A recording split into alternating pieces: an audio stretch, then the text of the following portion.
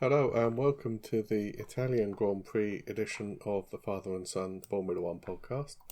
I'm Graham Miller, the father in the title, and here's my son Toby. Hello. We were just actually talking before you hit the button. It's the Formula One Pirelli Gran Premio d'Italia 2025. Yes. Which, you know, of all the titles that we've We're reviewing each name of the races, which is quite funny. That's quite a nice one, really. It's like not overly loaded with, like, you know, Hewlett Packard and... Yeah. I think Imola was the most egregious. Yeah. Also, like, I found it weird that watching all the build-up, it's like, oh yeah, we've finally got the Italian Grand Prix, and it's the first time Lewis has been in red in Italy, and how will Antonelli cope? And I was like, we were in Italy 2 months ago. Yeah, because it's actually the Emilia-Romagna Grand Prix. Yeah. But it used to be called the San Marino Grand Prix, even though the racetrack itself is not actually in San Marino. I know, we've always had this, like, basically, as long as there's been Formula One, wherever there's a kind of star from, they're kind of squeezed two Formula Ones into that country. Yeah, well, they get an extra one. Like, when Alonso was at his peak, they used to have the European Grand Prix in, like, Valencia. Yeah, I'm sure they had Hockenheim and Nürburgring when it was Schumacher. They've definitely been to both. Yeah. And now they introduced the Dutch Grand Prix for the first time since the 70s. Which actually, I mean, he's half Dutch, half Belgian, so... Yeah, so he kind of gets two. Plus they all turn up at Austria. Yeah. But yeah, fair enough. I think he kind of deserves one. I mean, I don't know how far there is between Zandvoort and Spa, but... probably like 6 miles, knowing Europe. It's not very big. Two very big countries, is it? No. Zandvoort is right on the coast, so... Oh, that's Belgium. That's the Netherlands. Yeah, not far. Yeah. I think Spa's kind of in the south bit, though. Yeah. Not that that's relevant to this episode, of course. No. So, practice one. I think, again, I missed it. The only really exciting bit was that Paul Aaron went out. What?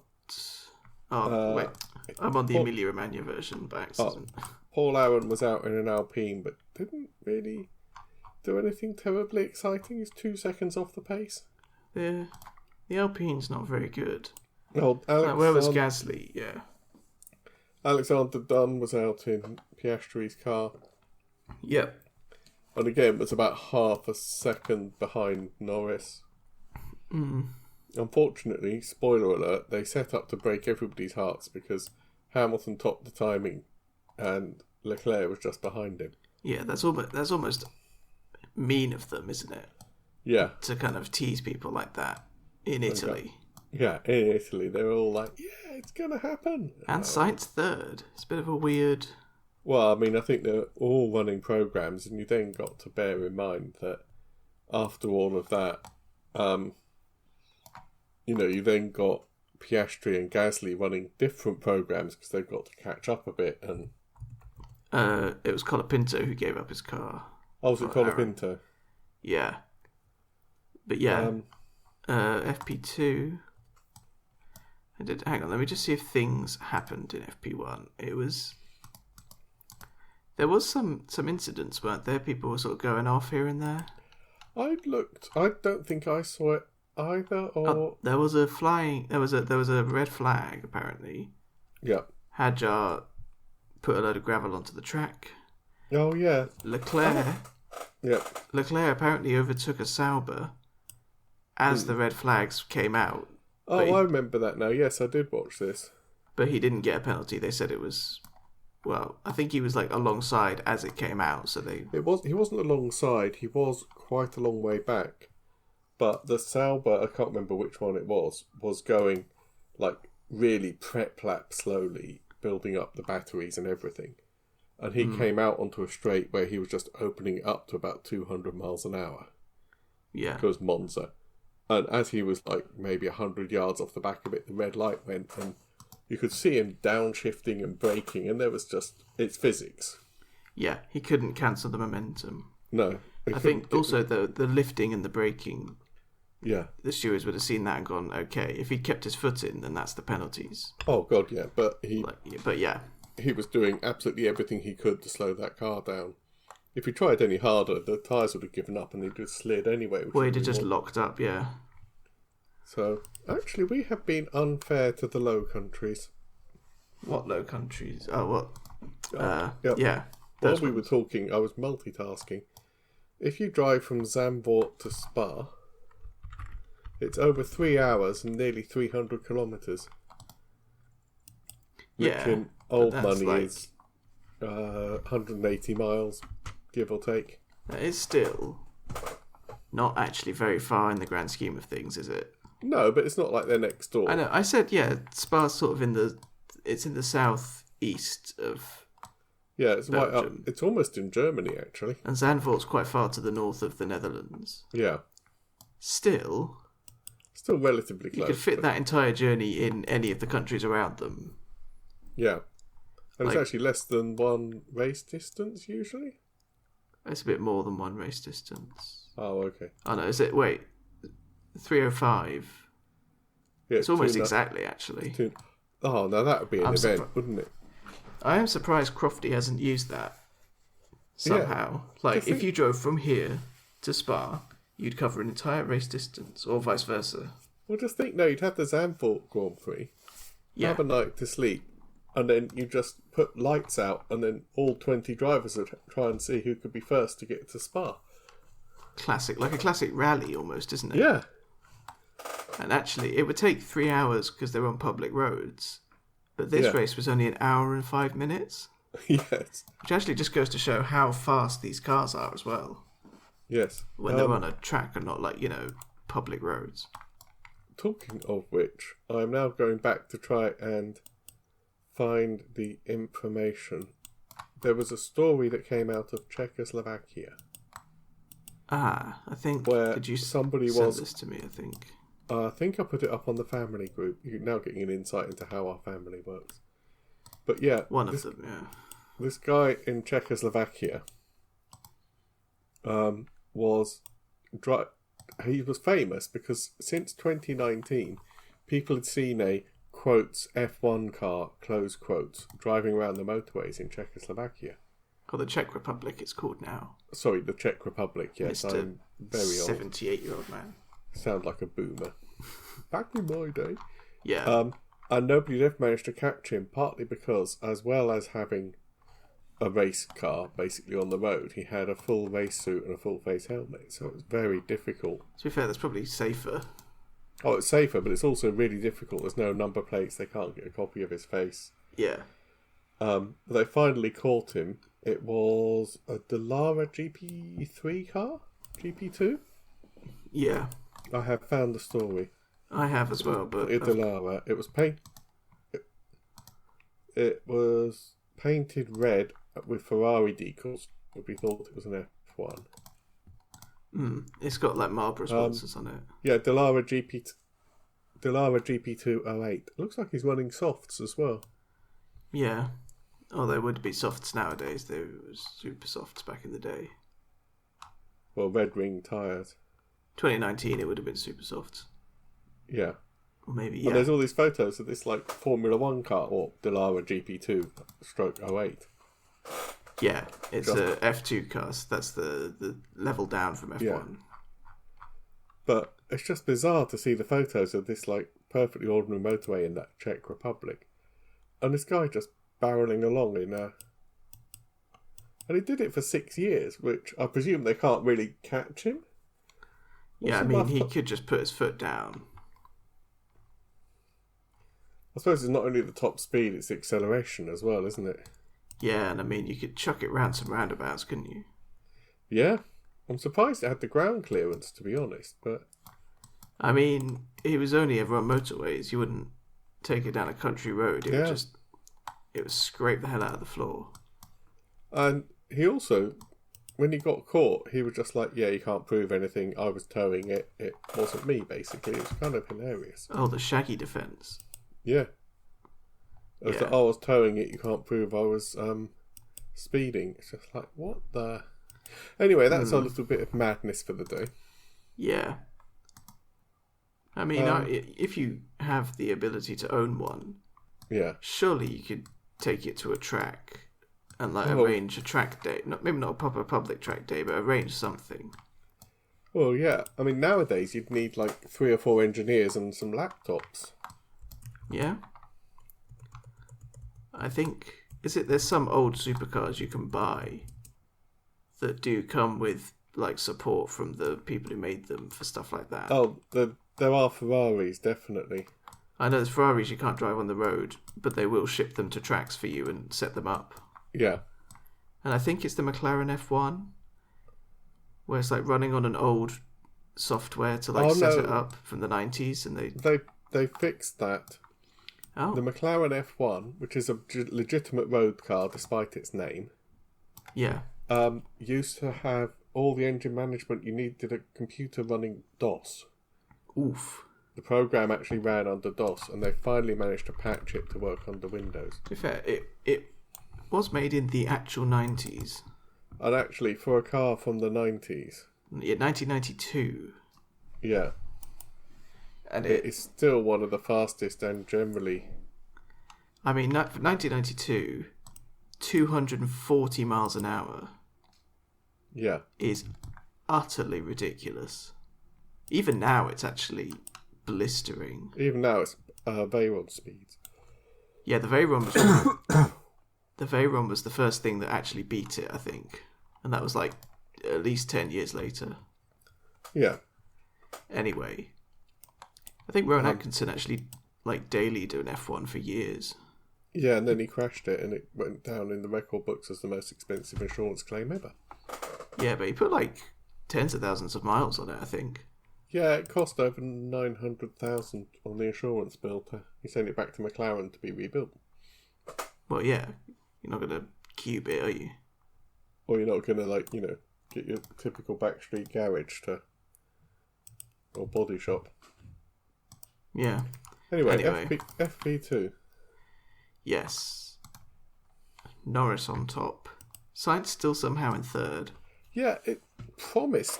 Again, it was one of those really weird... All the practice sessions promised to be really, really good for Williams and Ferrari. And also quite jumbled up, it seems like.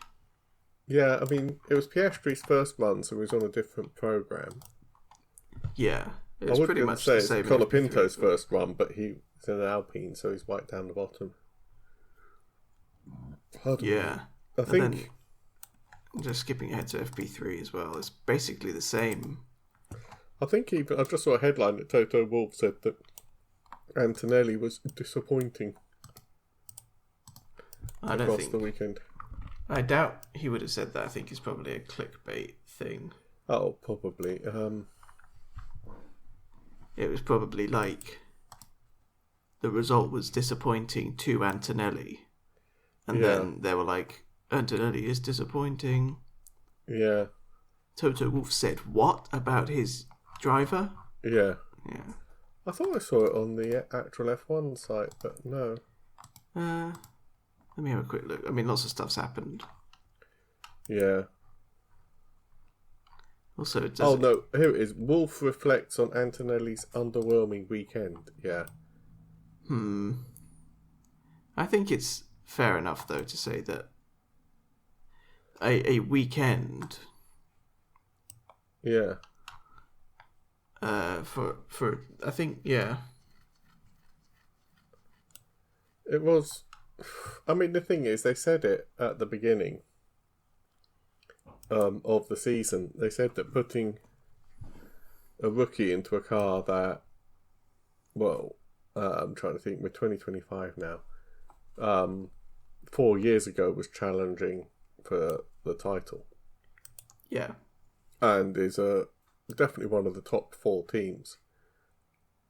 I think even Max Verstappen said, well, I started in Toro Rosso and I made all my mistakes. Well, not all his mistakes, but... He made quite a good number of them there. And he kind of cut his teeth without everybody staring at him going, ooh, let's see. It is kind of... Yeah. I think expectations are higher on him than they are of like... And attention as well. Think about Bortoletto, right? Yeah. Bortoletto comes 15th. Oh, well, he's in a Sauber. But he comes 6th, and it's amazing. If Antonelli comes 15th, it's awful. But if he comes 6th, then it's kind of just average. And then people look and say, well, where's Russell? And it's like... Yeah. But even when Hülkenberg got his podium... Like, yeah, all the other rookies, like Hadjar and Behrman, and even if you count Lawson and... Jack... What's that? Colapinto? Yeah, Jack Doohan. Yeah, they all started in fairly low pressure areas, didn't they? Not that it helped Doohan much, unfortunately. No. But yeah, I see what you mean, especially for Hadjar.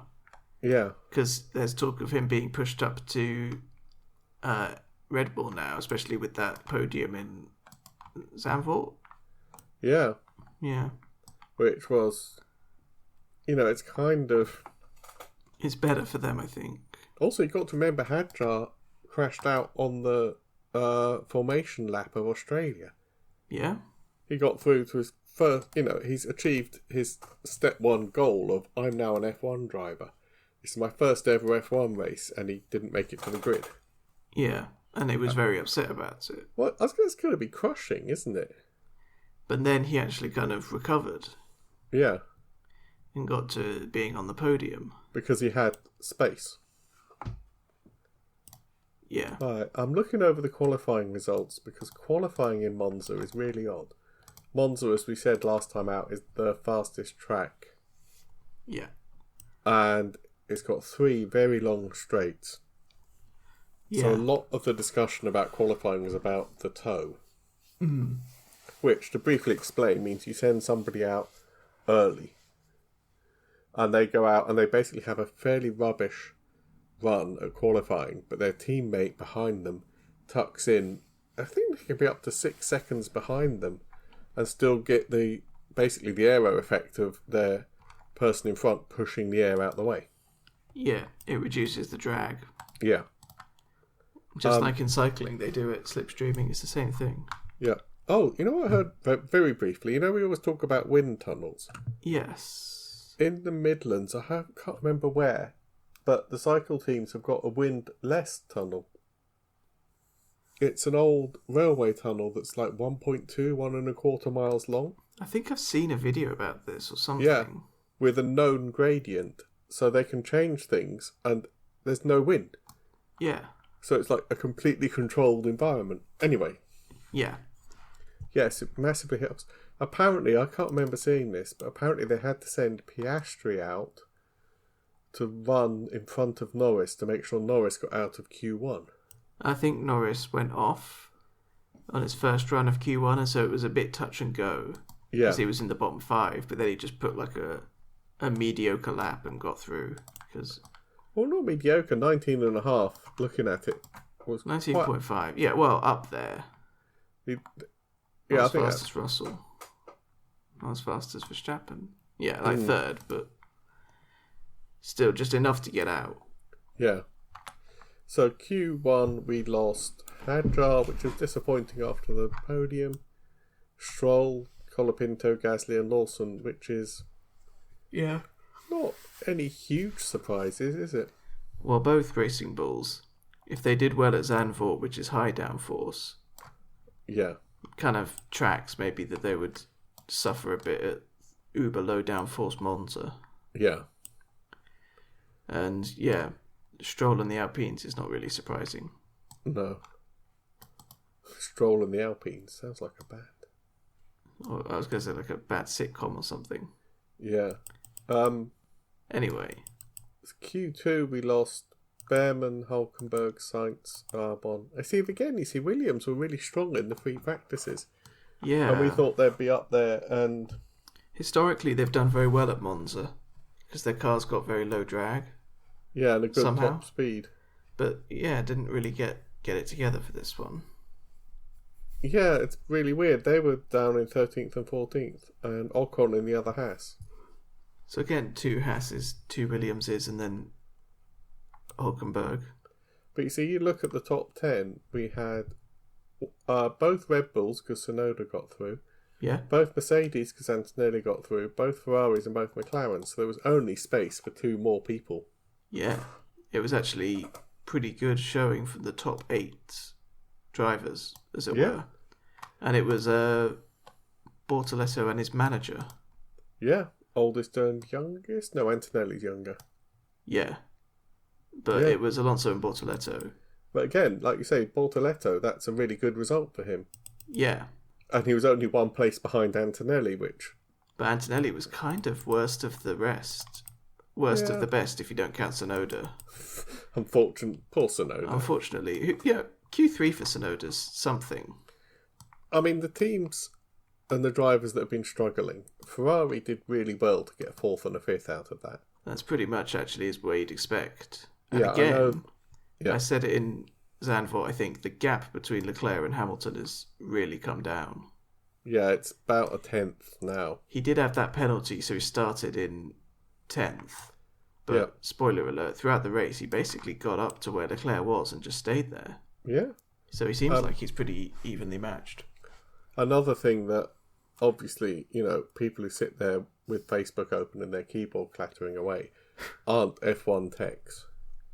But a lot of people were wondering, given that Hamilton was compromised by his penalty, why didn't they send him out to give a tow to Leclerc, which could be worth, they said, I don't think half a second is reasonable, but tenths. Yeah. Definitely. And that could have possibly put Leclerc up into the top 3. He was very close to Piastri's time. Yeah.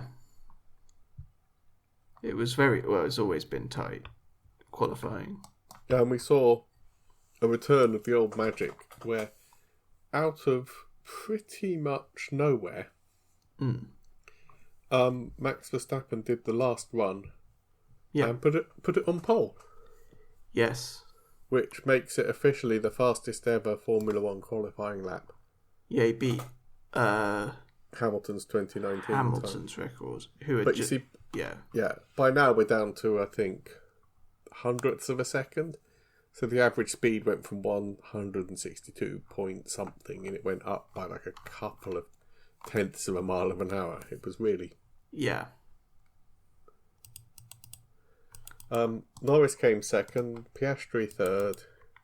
Yeah. Leclerc and then Hamilton, who got the penalty. And then Russell and Antonelli. So really, the top teams were kind of... The top 8, the top 4 drivers, top 8. You know what I mean? Yeah. The top ones were all sort of where you'd expect them to be, really.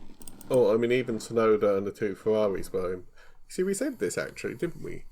After Zandvoort, although all the kind of headlines were like, oh my god, such a disappointing race for Ferrari. The actual signs coming out of their speed, the drivability of the car, the fact that they weren't compromising their ride height, they seem to have got that sorted. Yeah, I mean, it could have been a lot worse. It has been a lot worse. Well, yeah, I mean, we've had races where it's like they finished like 7th and 8th and 10th in the first race. That awful race in Hungary where Charles Leclerc was on pole and was leading and was suddenly told to take his foot off the gas. Yeah, and so he went from pole to 4th, and Hamilton was 12th on pure pace. Yeah, but he went from 1st to 4th in like the last 20 laps. Yeah, that's 15, like. It was. But looks like they've kind of fixed it. Yeah, which would be very cool. I mean, they're definitely up there mixing it up. I mean, in the constructors, they are nip and tuck with Mercedes, so that is exactly what they need. Yeah, and after this race, the battle for second is actually very, very tight. Well, it was before it as well. Yeah. I mean, McLaren still have 300 points on Ferrari. Yeah. And even Red Bull have 150 points on Williams. But it seems like a good time. I've been doing the maths, because I like a bit of maths. Yes. I think there are 389 points left for the constructors to score in the remaining races and sprints.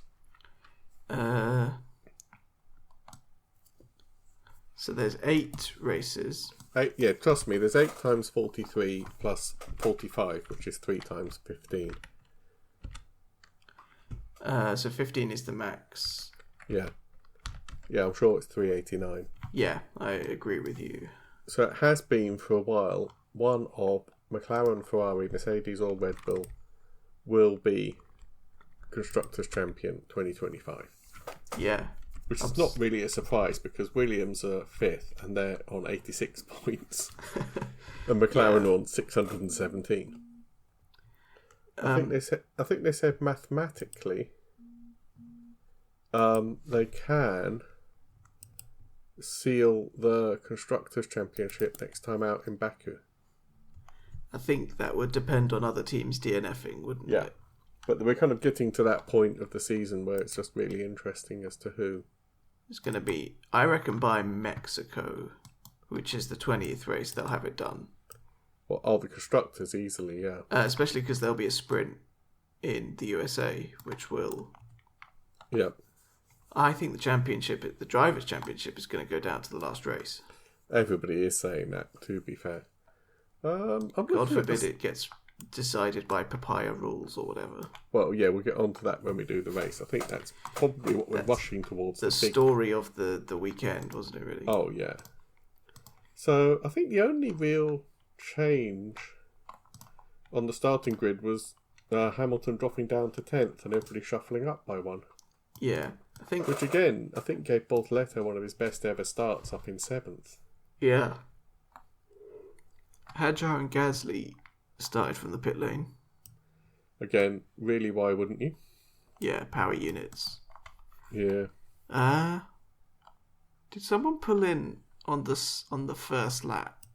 I think Hulkenberg pulled in on the formation lap. Yes. So after the formation lap, he pitted and retired the car. Yeah, there was something... They said hydraulic issues, and he's officially down as a DNS. Yeah. Because he didn't start.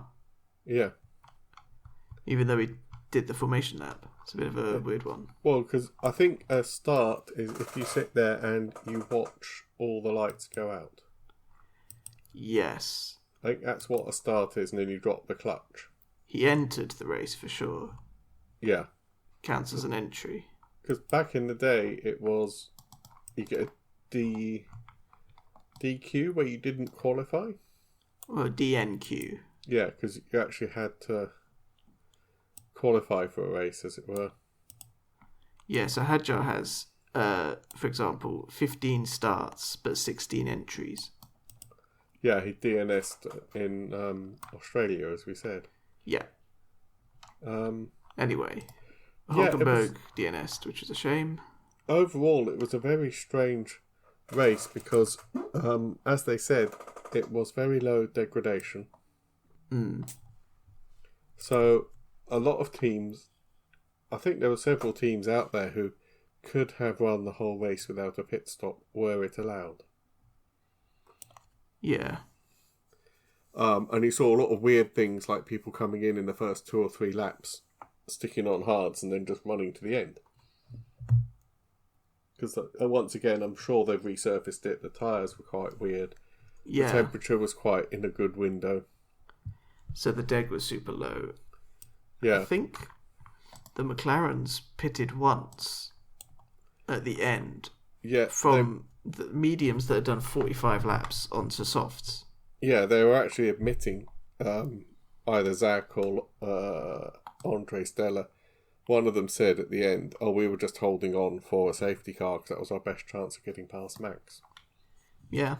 But if you've got especially on the McLaren, the deg is so forgiving on that car. You might as well. Oh, yeah. So Verstappen started on pole. All 3 of them, actually. Verstappen, Norris, and I think Piastri got mixed up in it. There was a big battle at the start. It was quite exciting.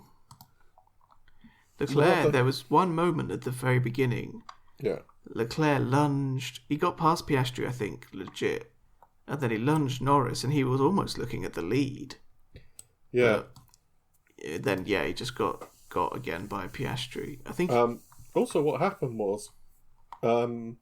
Max and Lando went wheel to wheel, as I remember. Yeah. And then Max went straight ahead at the chicane, which allowed him to retain the lead. Yeah. And then, without any drama or hissy fits or sarky comments from him, GP Lambiesi, his race engineer, told him to give the place back, and he just did. Yeah. But again, it was like the return of the magic, because Max was just out and out faster. I think lap 4 or 5, he just found a straight outbrake Norris. Yeah. I think on the straight he was out dragging him, and then he turned that into outbraking him and just went for it. I think Verstappen retained the lead off the track. Yeah. The steward said investigating.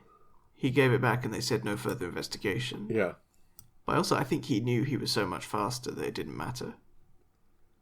Yeah. I think he must have been able to tell just from the way they were driving. And that, looking behind him, he must have been able to tell that he could get him again and he might as well not take a penalty. Yeah, and also, it's right at the beginning of the race. He doesn't want to be driving around with a 5 or 10 second penalty hanging over him, which, even if he got past Norris, he wouldn't. Yeah. It's just cleaner, isn't it? I can totally see why he did that. Yeah. Leclerc got past Piastri, but then pretty soon it went back to race order, didn't it? Certainly at the top 5. Yeah, so Verstappen, Norris, Piastri. Leclerc, then Russell. Yeah. And then Hamilton again. The first 10 laps, he just sized through all the lower order cars in front of him. Yeah. And then kind of just sat. He was chasing Russell down, wasn't he? Yeah, it was kind of yo-yoing around Russell, but we've seen that. I don't know if he ever got into DRS, but he got to 1.2, I think, and then dropped back again. We've seen that a lot with these end of the regs cars. And I think it's because of both tyre management and battery management. They can have 1 or 2 laps where they're within DRS or 1.2 seconds in the dirty air, overheating their tyres, using up their batteries, and then the driver will just kind of switch off, back off to 3 or 4 seconds, cool their tyres down, do some recharge runs on their batteries, and then have another go. It's quite weird. Yeah. I think Verstappen pitted quite early. I think so. I think he just followed his basic one-stop strategy. Yeah. Which is just from the mediums. Well, lap 37. It's not super early. But lap 37, he went on to the hards, I think. Yeah. But the hards weren't very good. Nobody really liked them very much. I think they did the job because I thought I was seeing that they were fresh hards were only a 10th faster than 30 lap old mediums. So everyone was what's the point? I think I saw a headline again. I don't think I clicked into it, which was how did Max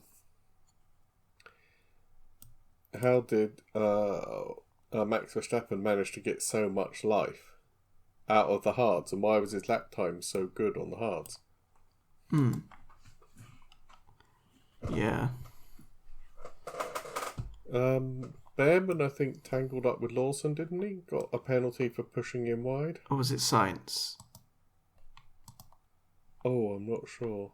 He got a 10-second penalty because Sainz cut across the front of him and spun him out, and Sainz spun or got spun or whatever it was, but because Sainz had been ahead of the corner, it was his corner, and that's what they say every time now, which is a bit, again, it's just a bit sort of silly that you can do what you want if you're ahead and they'll get the penalty. I think that looked quite fair though. I mean, Sainz had definitely made the overtake and made it stick, and Behrman just turned into him. No, I think. Wait, are we thinking about the same incident?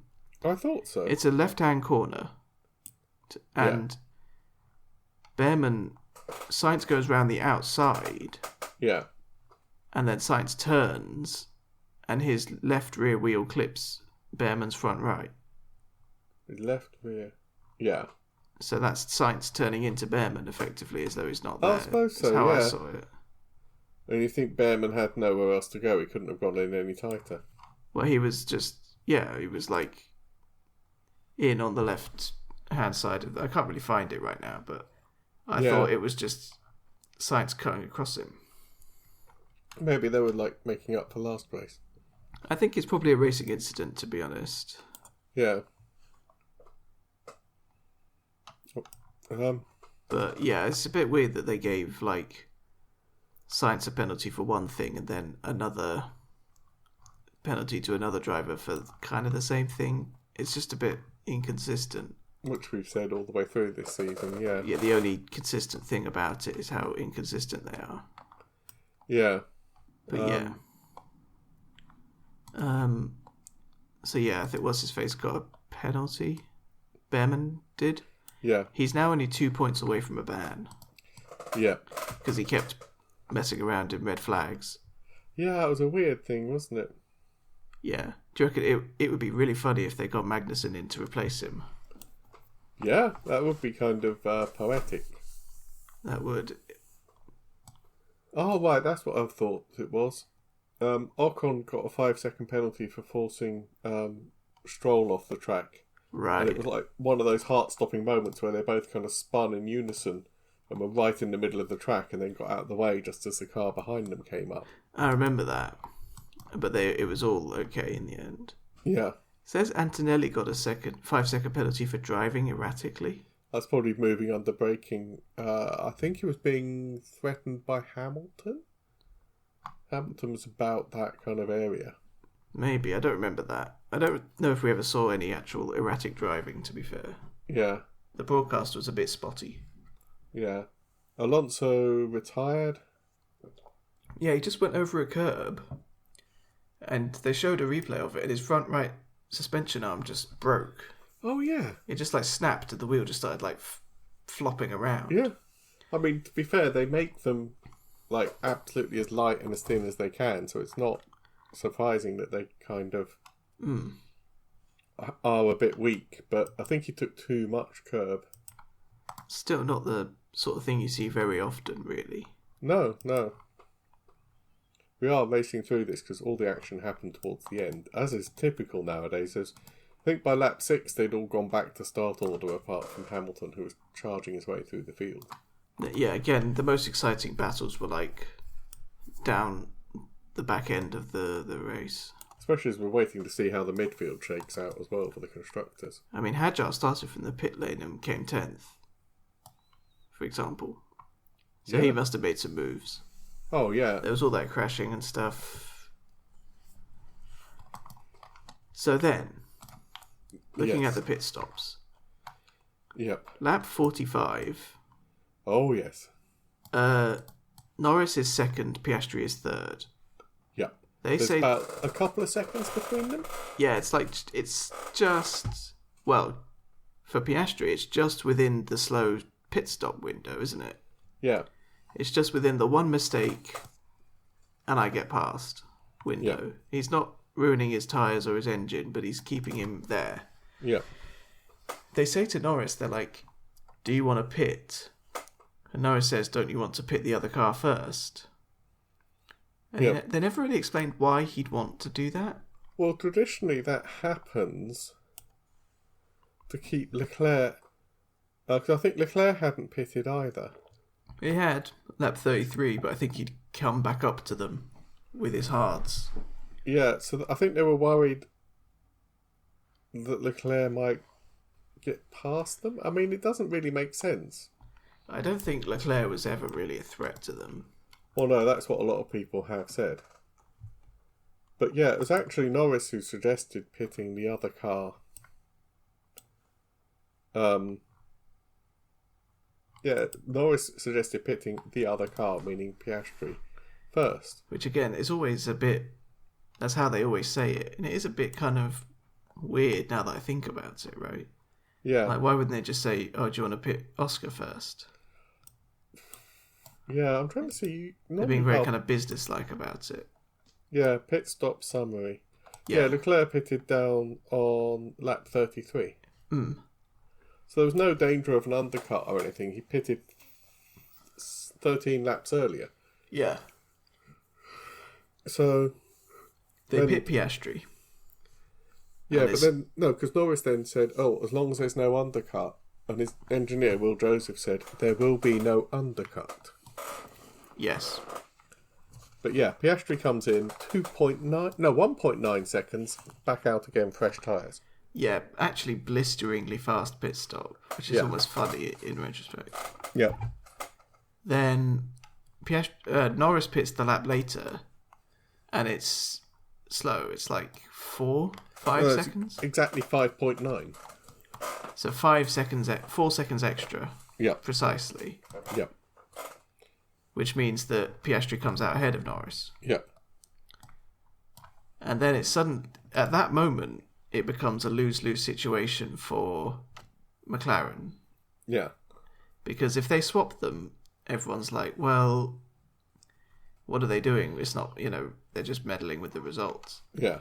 If they don't swap them, then it becomes like, oh, but they swapped them in Hungary. Why wouldn't they do that? Blah, blah, blah. Yeah. I mean, I don't think they should have swapped them. Because there wasn't an undercut. No, it wasn't. No. There were 2 seconds between them. He lost 4 on the pit stop, and they came out about 2 seconds between them. It wasn't that Piastri's outlap on fresh tyres and the lap that Piastri did on fresh tyres round to when Norris came out was so blisteringly fast that he got ahead of ahead of Norris. That's what I would view as an undercut. It was a mistake by the team. But he did still technically... I mean, it's not an undercut in the same way that, like, it was in Hungary, because that was just a clean undercut. But it still was technically, and I'm being incredibly, like, pointlessly, like, picky about it, it was still technically an undercut. Because he pitted after... Was it an overcut then? I think it's an overcut, actually. If he pits before, from behind, and comes out ahead. No, it's the undercut. That is an undercut. But it wasn't because of his speed, and it wasn't because the strategy made it happen. No. It was a mistake by the team. Yeah. And people have said lots of things like, well, Norris's engine blew up in Zandvoort. Why didn't they retire Piastri's for fairness? Well, that is... Yeah. Yeah, that is a different thing in some ways. To me... Yeah. It felt more like a evening of things out for that one Hungary thing. Well, kind of, but the one in Hungary was a genuine. Yeah, I mean, that was almost worse because... It was Piastri's maiden win. And it was the team strategy that did it. It wasn't a mistake. Oh, no, I mean Hungary 24. Yeah. That was the strategy, wasn't it? No, it was... Right, in Hungary 24, Piastri was leading, Norris was second, but Hamilton was really challenging Norris. Yeah. So they decided to pit Norris first to give him the advantage of fresh tyres sooner. And then pit Piastri. And that was a genuine... On those fresh tyres, Norris went so fast that he overtook Piastri. Yeah. And that's why they decided to swap them, because they would have robbed him of his maiden win purely on strategy. So it's fine for them to swap them when it's like a strategy thing, but not when they make a mistake. Well, I mean... Because it wasn't Norris's fault that he had a slow pit stop. No, and it was like... It's tricky, isn't it? I mean, I think they've opened the absolute can of worms now. Yeah. Okay, here's a question. Yes. What would they have done, or what would Piastri have done, if that was the last race of the season and there was, say, 1 point between them? And you're not going, who's going to be second, who's going to be third? Who's going to be champion? And who's not? I think you leave it. Okay, then in that case, why is it right to swap them this time? Yeah, I don't know. like The I thing say, is, if I was actually in charge of McLaren, I'd hate to have to make that decision. yeah, And we're doing the classic armchair analyst weeks Yeah. later, pondering over like half an hour of what we would do, but it was literally minutes. well, so, yeah. I And mean, someone high up had to like consult their papaya rules notebook. each lap is 1 minute 20 roughly. So they probably they had like 3 or 4 minutes. I mean, what was it? Lap 46. They had at most 7 or 8 minutes before it was over. Yeah. So I would not like to have to make that decision. No, But I think they've got a pre-agreed set of guidelines for certain eventualities, yeah. which is, regardless of what the decisions are, that's the best way to do it.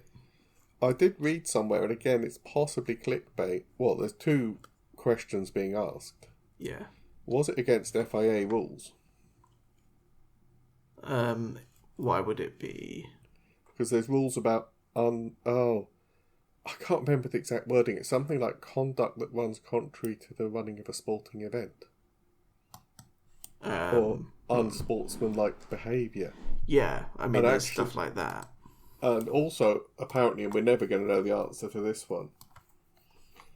Apparently, there's something in Piastri's contract with McLaren. That says that he can't be a number 2 or something. Yeah, because his manager is Mark Webber. Yes. Mark, not bad for a number 2 driver, Webber. Mark Multi-21 Webber. Yeah. Mark, he'd always been like second fiddle to Vettel, and he'd always been shafted, to be blunt, by the Red Bull system. Yeah, because like when Vettel overtook him at that Multi-21 race, I don't think Vettel got in any trouble for it from the team. No.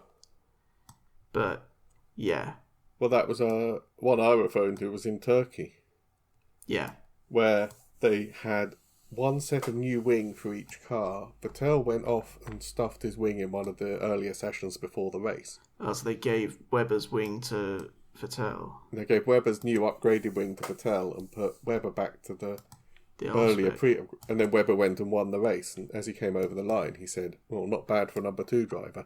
Which must have really annoyed Red Bull. Oh, I mean, I think it's the best. It probably was like the last 10 laps. He was probably just thinking, "I know what I'm going to say." He's probably rubbing his hands together. Yeah, Yeah. but I mean, I think they have absolutely opened up a can of worms. But again, it is a kind of, they annoy somebody on either side. Not just the drivers, but some people are going to say, again, like you've said, at what point do they not swap it? What's a mistake that's not acceptable? I mean, the other thing I thought was, what would have happened if Norris had come in first and had that 5.9 pit stop? And then Piastri had come in second, as is perfectly acceptable, lead car, first pit stop, Yeah. and done a 1.9 and come out ahead. Well, maybe they could have, surreptitiously delayed Piastri's pit stop until Norris had caught back up again to try and be a bit sneakier about it. That That would have- again, still, they're sort of, that just becomes favouring Norris. yeah, and then that becomes like, people like us would sit there and look over the timing and go, Hold that's on. Yeah, very convenient. And you see, I was thinking again, like you say, we had loads of time to think about this. It's the same person putting the front left tyre on. Yeah. It's the same wheel gun. Yeah. The most likely thing I can think, because I fix my own cars and what have you, is a tiny fragment of grit on Norris's wheel thread. Mm. On the thread, or maybe a slight burr or a slight chip on the, something like that. Yeah. So in my head, the most likely thing is whenever Norris had chosen to pit, he would have had that stop. You think it's less about the wheel gun and even the person doing the wheel gunning.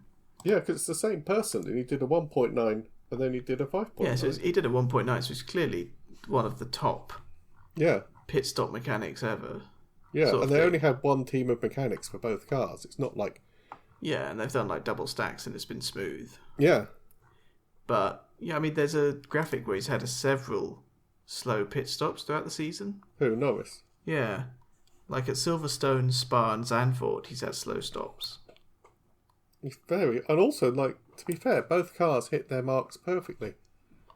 It's just chance, I think. Yeah. I think there are so many minor, and Formula One is such a precise thing overall. And over so many thousandths of a second. Yeah. So it's just, yeah. But the question is, will they, if that happened exactly the same situation but backwards with the drivers, would they swap them back? Well, they'd have to, wouldn't they? Yeah, because if they don't, then suddenly it becomes a sort of crusade against Piastri for no reason. Well, no, there's a lot of mutterings that a British team wants a British world champion. I also, to be fair to Norris, Yeah. he's stuck with McLaren while they were utterly rubbish. Oh, yeah. Like the Alonso era when they were just total pants. Yeah, and they have brought him up and developed him. So he is kind of like, almost like Schumacher did with Ferrari. Yeah, he's put his time in, definitely. So you kind of, you could argue, one could argue, I'm not saying this myself, that he kind of deserves it more than Piastri. I mean, in a way, it must be quite galling because he's been there from the beginning. Yeah. He's on his 7th season, I'm going to say, without looking it up. Yeah, I think so. And Piastri's in his 3rd, and Piastri's ahead. It might be a bit like, well, oh my God. I said this last year. Norris got his first ever victory in Formula One in Miami. Yeah. After like 6 seasons of slog. Yeah. And then literally 7 races later, 7 races later, Piastri got his first victory. In his 2nd season. In his 30th race. Yeah. And I do think for Norris that must have been, I mean, okay, I'll relate a story. When I was a teenager, I didn't have a smartphone for a long time. Yep. Don't know whose fault that was. Yeah. To be fair, smartphones were very expensive. Yeah. And not very good back then. But then I got one when I was 15. But then my youngest brother got a tablet or something similar 2 months later at the age of 9. Yeah. And I do remember being a bit well, that's not fair, because when I was 9, I had to Yeah. go and play Plants vs. Zombies on the family computer. Yeah, you were a bit at the wrong part of the tech curve, weren't you? Yeah. That's my excuse. Yeah. Well, I'm not laying blame or anything. I don't really mind too much about it. But I think I have to imagine for Norris, it's a similar feeling of well, I had to wait this long to get my first win. Why does he get his now? Oh, it might also be the fact that he's got his first win after 1.5 seasons. And he's now threatening the World Championship at the end of his 3rd season might mean he's more of a Hamilton, Verstappen, Schumacher, Senna level talent. That's the problem. Whereas Norris, to be blunt, is more likely to be a kind of, I'm trying to think of 2 or 3 time, maybe 1 or 2 or 3, like a Button. Mika Häkkinen or... Yeah, like Häkkinen or Button or Raikkonen. Button's probably a really good example, actually. He's a very likeable British driver. Who actually took ages to get proper success, didn't he? Yeah. So, yeah, I think Piastri's more like Hamilton and Norris is more like Button. Which, again, is a bit... Yeah. It's not going to be easy to deal with, is it? To be fair, though, to McLaren, I do think the kind of whole narrative that they're pushing is they're trying to be much more kind of... they're trying to push back against some of the kind of masculinity in F1. Yeah. Where it's you have to be a warrior and you have to annihilate your opposition and you have to play, mind games with your teammate and demoralize and destroy them. Very kind of... uber macho. Yeah, and the very kind of Christian Horner level of... Yeah. I think they're trying to be fair. Yeah. But again, it is a tricky thing to do. Oh, yeah. But I kind of hope... Yeah. As we said, I think as the season winds down towards its end, I think that's going to get harder and harder. And there are a lot of people who are kind of, I think, subtly and not so subtly hoping that it all implodes. And there's actually a big fight publicly between Piastri and Norris. Well, I don't think they're hoping for it, but I think every other time from well, Prost Senna is the famous one, but like Hunt Lauda, you can go right the way back probably to the 50s. Hunt and Lauda were good friends. I'm thinking more of Hamilton Rosberg, to be honest. Well, that too. Yeah, you say they were good friends, but they were good friends afterwards. I think in the moment they were very kind of... Yeah, but they were on a different team as well, that's the thing. Yeah. So they could be rivals, it was fine. But yeah, I think it is gonna... I think it's not the people hoping for it, I think it's happened every other time. I think there are some people hoping for it. Oh, yeah. I personally hope that they actually just get through it. Mm. And that it's like the championship doesn't come down to one decisive moment that's very controversial. Yeah. And that it kind of just ends up being Piastri or Norris. Probably Actually Piastri. driving better over a sequence of races. Yeah, just being the better driver. Mm. And that they're still friends afterwards, but, you know. Yeah. We shall see. Max and Lewis get on well now, so... I think they respect each other now. I still think if Verstappen had gone and spoken to Hamilton the day after 2021, he'd probably been punched in the face, but... No, I mean, I've actually seen them together, and they're considering basically saving MotoGP. Considering combining their knowledge and experience and their money and buying MotoGP teams. And lots of money.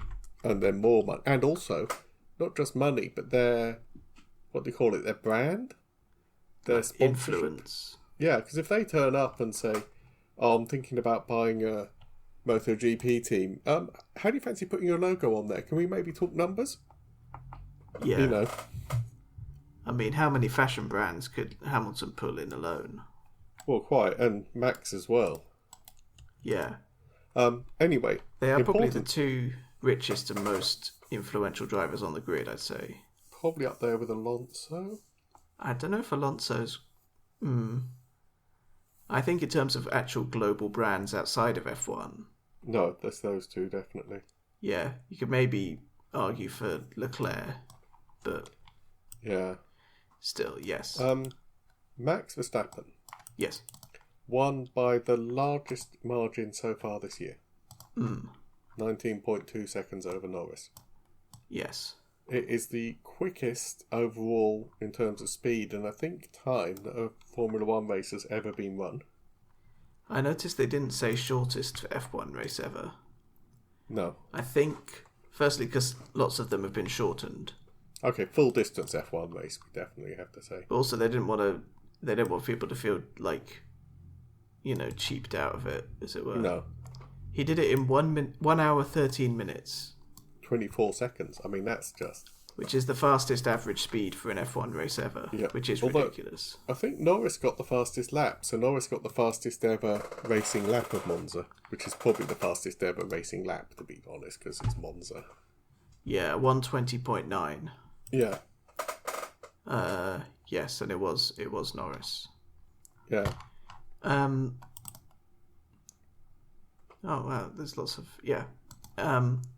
also, speaking of Max, they came on the radio to Max and said Piastri is swapped with Norris. Oh yes. And he actually just went just because of a slow pit stop, and you could hear him smiling. Yeah. And I think GP was like, "We'll talk about it after the race." No, I actually remember GP said, just focus on the road ahead, Max. It's not your team. He didn't want to get Max in trouble, basically. Also, I mean, it's what we've said all the time. His processing power and the amount that he knows what's going on around him. Well, especially because he hears the McLarens have pitted. Yeah. He knows they've given up on the safety car gambit. Yeah. He doesn't have to actually do anything then. He can just basically autopilot cruise. Ooh.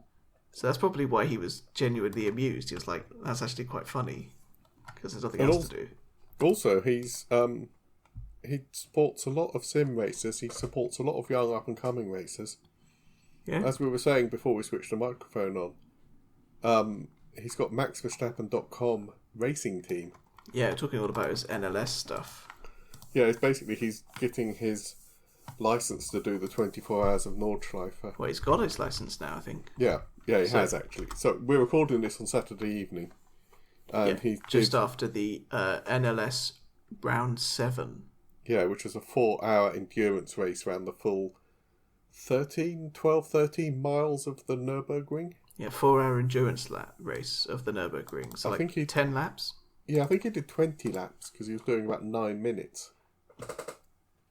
Yeah, not a 9-minute lap. But I think, again, it was endurance, so they swapped out drivers, I think. Yeah, it's another driver again from his racing team. So, he's not just turn up, get in car, drive. He actually knows the whole environment, doesn't he? He's actually, you know what, he's getting a bit Hamilton-like.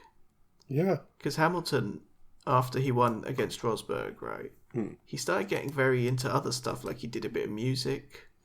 He got into, like, going to fashion galas and shows and collaborations and all the charity stuff that he does. Yeah. Although Max is very much, I like racing. Yeah, Max's special interest is just racing of all kinds. Yeah. Give it a wheel and an engine and I'll be there. But now that's why he's like, well, he's not, just Formula One. He's like, well, hang on, I could do sports car racing around the Nürburgring. Yeah. Or sim racing. Just whatever he wants. We think he's building up to the 24 Hours of Le Mans. Oh, well, I mean, if he's got the Nordschleife for 24 hours, then that's, yeah. Yeah, he can get used to it. And actually, I don't see how he could lose it. Well, it depends what class and what car he's got and everything, but yeah. Well, the teammates as well, and there's reliability. Yeah. Now I did click through onto this article and it was genuine. Yes. Do you remember that totally forgettable bland season that was 2021? Oh yeah, the one. Nothing really happened, especially not at the end. Brazil 2021. What happened? I believe lots of things. Yeah. It was a sprint race. Yeah. Hamilton got disqualified from qualifying, which set the sprint grid. And what was the really controversial thing when Hamilton got disqualified? So his wing was out of the limits. Yeah. But also Max touched the wing, I know that. Yes. And he got fined a lot for that. Yeah, one of the Red Bull mechanics who's presumably left has actually opened up about that now. Yeah. Apparently Max knew, and they're not sure about Max, but the whole team knew that was going to happen. What, that Hamilton was going to get disqualified? No, they knew that Max was going to touch the wing, and they knew it was going to be a €50,000 fine. And they were all just talking about it in meetings and going, yeah, it's worth it for €50,000. Why? It was mind games. It was a good old Christian Horner mind game. It was like, draw attention to that rear wing, we think it's iffy. Wow. And also, if you touch it and then Hamilton gets disqualified by it, he'll wonder if you've messed it up or anything. But also, if he touches it... Yeah. He'll get a penalty and it'll become headline news. Yeah. As in, Max will get the fine. The FIA have to, it'll have to be acknowledged. Whereas if he touched it and didn't get the fine, nobody would probably ever notice. Yeah. And it wouldn't draw attention to it. But yeah, they actually knew that, and they actually knew that... Yeah, it was going to happen. Yeah, it wasn't like Max just walked out of qualifying and went, oh, that looks weird, and touched it and forgot what he was doing. It was all... And that was actually a mechanic who used to work for Red Bull in 2021, so it wasn't like one of these... Yeah. You get a lot of these stories that are like, oh yeah, this guy completed 3 F1 races in 1996. No, he was actually part of it. Yeah. He knew. Unfortunately for Red Bull, the mind games had the effect of angering Hamilton to the point that he made up 20 places across a race and a third. Yes. And just utterly dominated from the back of the grid. Actually, he dominated all the next races, to be blunt. Yeah. He actually, I think we said this before, he started a WhatsApp group called We Are Going to Do This. Yeah, Brazil he won, and then he won in Qatar and Saudi as well. Yep. And then, I don't remember what happened in Abu Dhabi. Oh, just a boring race. Anyway. Yeah, so that was, the podium was Max, Lando and Piastri. Pretty standard at this point. Again, Leclerc did what you'd expect. He brought it home in 4th. But again, he was only 4 seconds off the back of Piastri. That's... Well, thing is, they pitted at the end. Yeah. That's also why they had the biggest winning margin. It was more like 4 or 5 seconds before they pitted. Yeah. So I think it's all been a little bit twisted by that. In reality, Leclerc was actually probably like 20 seconds behind them. No, they all made one pit stop. So yeah, actually, I suppose now that you mention it, It's just that they hung that out. is Like, actually that is the true. they actually hung out for 45 seconds on mediums, but they all completed the same laps. They all did one pit stop. That's actually where they shook out. Yeah, but they were going for a deliberately suboptimal strategy Well, because they to knew try they had. and get a safety car because that was their only chance. But actually, if you look at it, they were still 19 seconds behind Max. So even the safety car pit stop wouldn't have saved them. Well, I think if they'd bunched up as well, Maybe. because the thing about a VSC definitely not. But the real safety car, again, I still don't actually think there was any beating Max, to be fair. No, he was just on it. And people who know him have said he was just absolutely happy all weekend and really focused and like, oh yeah, this is awesome. Yeah. Which is when he's probably unbeatable. He knew he was going to go to the Nürburgring. He was like excited about it. Yeah. Oh, I've got a week off. I can do different racing. Yeah. George Russell started 5th, finished 5th. The average George Russell race at this point, to be perfectly honest. Normally I'd say 3rd or 4th is average for George, but yeah. I think 4th, 5th. He hasn't actually had that many podiums. Now the fight has started properly for the constructors. It's nice to see Ferrari, Mercedes, Ferrari, because Lewis came in 6th. Yeah. But again, Hamilton is now up there with Leclerc, more or less, which is encouraging. I mean, he had all those places to make up, and he still managed to be 12 seconds back, which is... I mean, only 5 seconds off Russell as well. He was about that the whole race. Yeah. Albon, the Williams actually finally came good and got Albon up into 7th. I think Sainz got penalised, so he fell back. Well, also he had that accident, so... Oh, yeah, I think it was that, it wasn't the penalty. He didn't get a penalty for this race. It was just crashing. Bortoletto... Yet more Bortoletto points. Yep. Antonelli 9th and Hadjar, again, epic. Yeah, pit lane to points is a proper achievement. And pit lane to points in a Racing Bulls. And especially, come off a podium.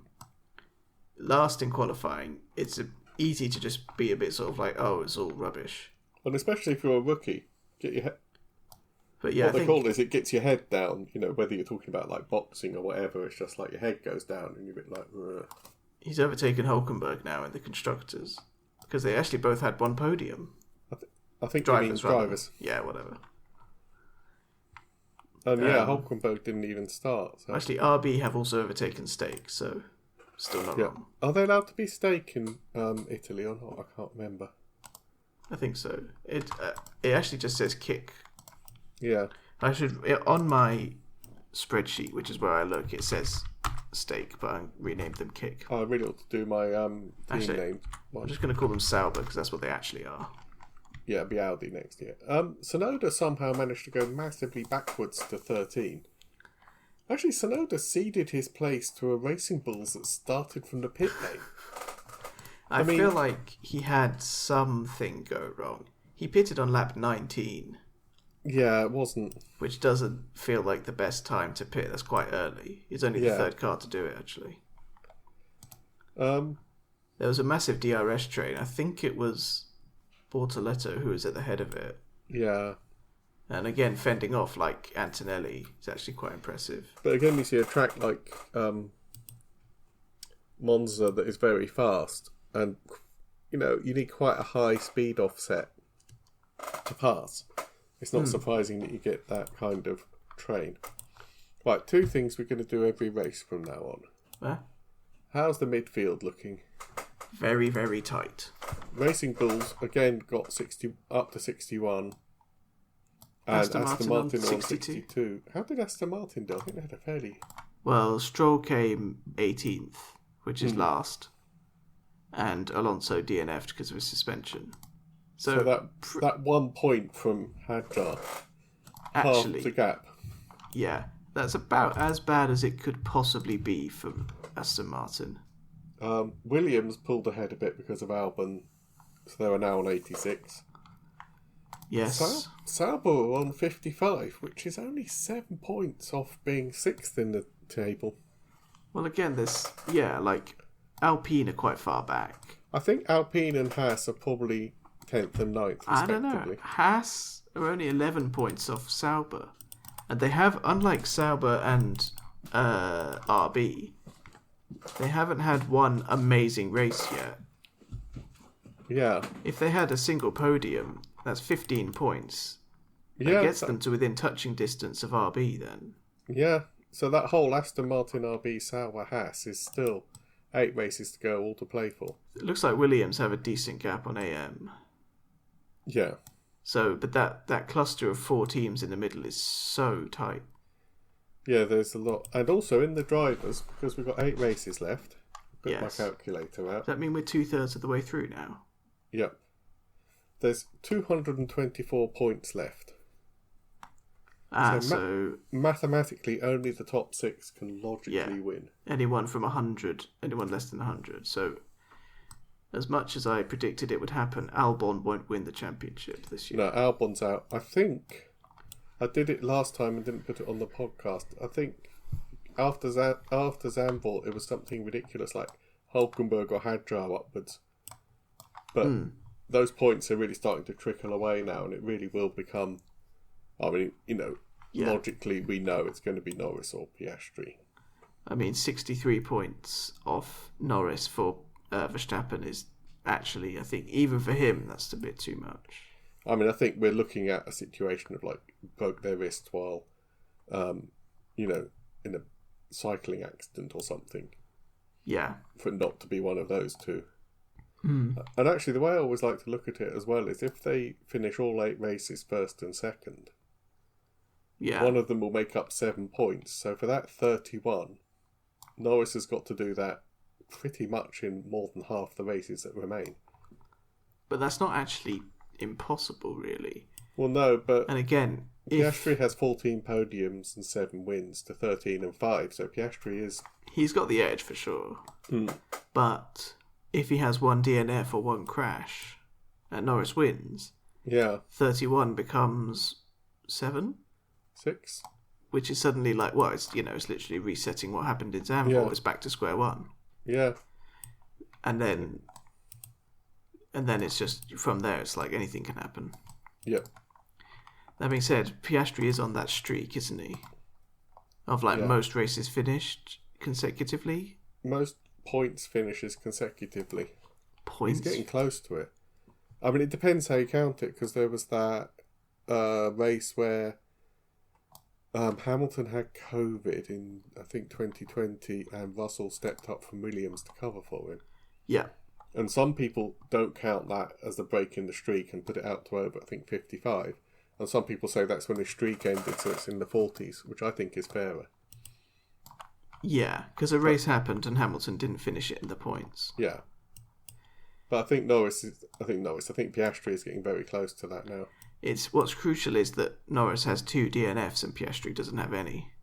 Yeah, that's what's really made the difference. Yeah, because other than that, they're actually damn close. As much as we say Piastri's more complete as a driver, on the actual day, there's an equal chance Norris gets pole over him. And from there, if he keeps the start, then there's not really any stopping him. I mean, I wouldn't say I would actually say that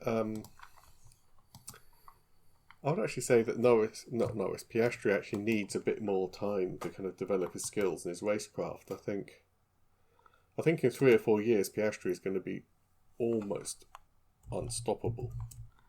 Yeah. I can still see places where he needs to improve, and I think well, even that one safety car incident in Britain. Yeah. That was just a slight misstep on his part. And there's been a few where he's been a bit grumpy and a bit like, I need to get past this, but he's 24, I think when he hits that golden F1 age of like 28, 29 up to mid-30s, he's... Yeah, good luck. Yeah, good luck. But then also, Leclerc and Russell and Norris. Yeah, they're all about that kind of age, aren't they? I kind of wish Verstappen would just kind of retire.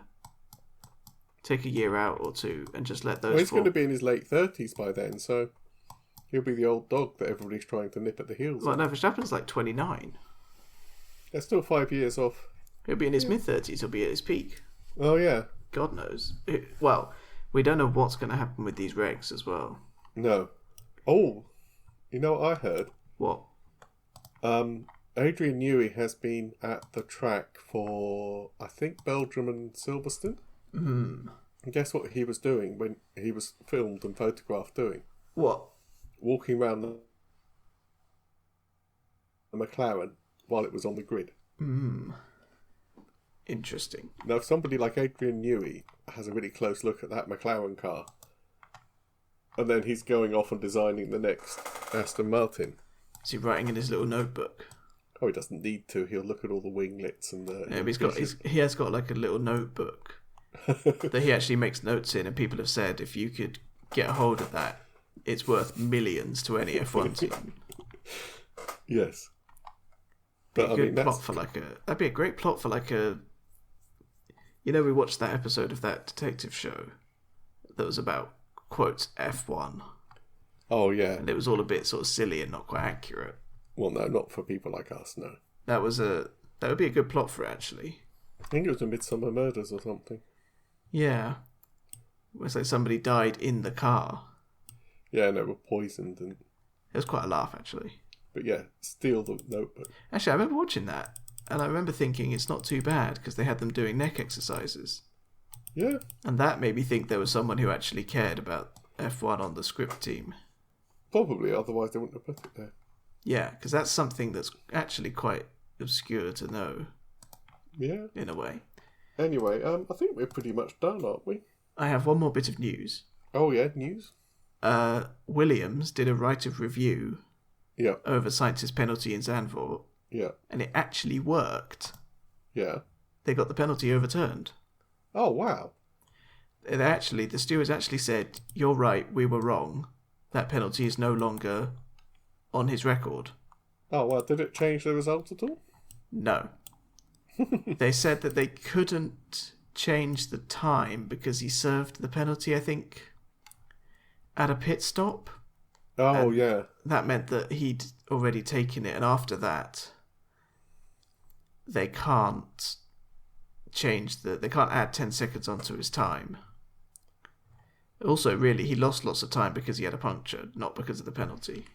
Yeah, but I'm looking at his time now. He was 17 seconds off the lead, which actually was it's quite less tight. than Max was ahead of Norris. And in 13th. So if he'd been 7 seconds, he would have actually got 6th off Ollie Behrman.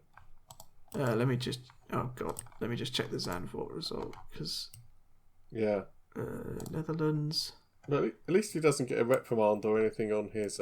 Yeah, record. He had 2 points removed from his licence. Yeah. And they said it was a racing incident. I just don't actually remember the last time a team appealed a penalty and got it overturned. No. That's quite kind of significant, I think. Oh, yeah, that is. I mean, it doesn't... I mean, for a start, to even get a right of review to stick, you have to have new and compelling evidence. Yeah, most of the time, the new and compelling evidence is not that. It's like, we don't like it. It's the team saying, "Have you seen this video?" And the steward saying, "Yes." Yeah. Thrown out. Yeah. Oh, that's really interesting. Yeah, just thought that was literally in the last hour or two that's happened. Yeah, no, you're right. The thing on the F1 site is only 4 hours old, so... Yeah, it's like the top headline. Yep. So yes, next is Baku, which is I quite like as a track, actually. Yeah, I actually looked it up. It started in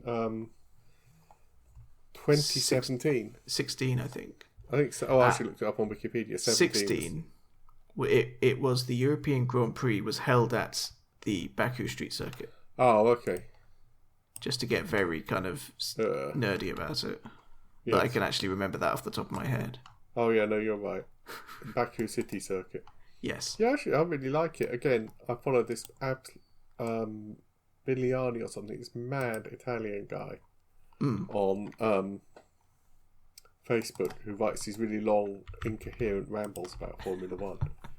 And he said, oh, yeah, the Baku track, it's like somebody got a go-karting track, put it down in the middle of the city and made it drive around a castle and then gave it to Formula One drivers.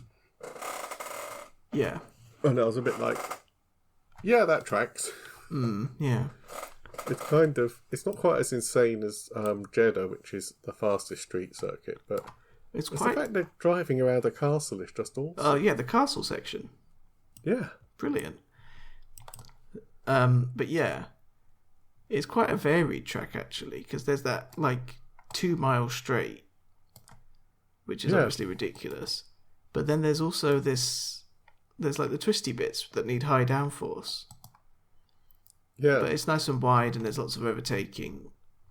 Yeah, you've got like 20 corners, but like corner 20 is a blip. Yeah, corner 20 is like barely exists. But then look at like turns 9 and 8 and 10 and 11. Yeah. I think that's the castle bit, which is like madness. But then actually, from once you get around the right hand or left hander at 16, 17, 18, 19 and 20 are all fairly flat. And then 20 They're leads on. fairly flat, but they are enough of a sort of back and forth to actually be kind of interesting. But then, so the amount of speed they can carry down the start-finish straight is ridiculous. But then they can't scrub off too much downforce, because they'll be useless in sectors 1 and 2. Yeah. It is actually quite a cool track. Yeah. And it has had some very, very like crazy races. Yeah. So, yeah, that is next weekend. Yeah, we're actually sort of on time for once. Yeah, no, we're properly on it, aren't we? Yeah. I think we're going to wrap it up there. What do you think? Yeah, I'm just looking ahead beyond that. Oh, there's another 7 races after that. I'm living in the moment. I know, but it's Singapore after that, and I also quite like Singapore. Well, yeah, especially as in 2024 is the only one not won by a Red Bull. So 23. Oh, 23, wasn't it? Yeah. Yeah, the Sainz and the DRS. That's where Sainz invented giving your rival DRS on purpose. Yeah. Yeah, that was funny. That also gives you a bit of hope that it might kind of... it might be quite out there, different. Yeah, might shake up the natural order. Though last year, I think it was just a Norris domination clinic. Yeah. Anyway, yeah, we should wrap it up. Okay, well, I've been Graham Miller. If you like a good murder mystery book, look me up, Graham H. Miller. I've got all my search engines and socials and all that. Mm-hmm. Toby is also official Tibby. How's your gaming channel going? Quite good. I'm just wrapping up this one series that I'm doing, getting towards cool. the end of it, and then I'll do some other interesting stuff. Yeah. Okay then. Right, we'll be back to you once we've watched the Azerbaijan Baku Grand Prix. Yep. Okay. Bye. Bye.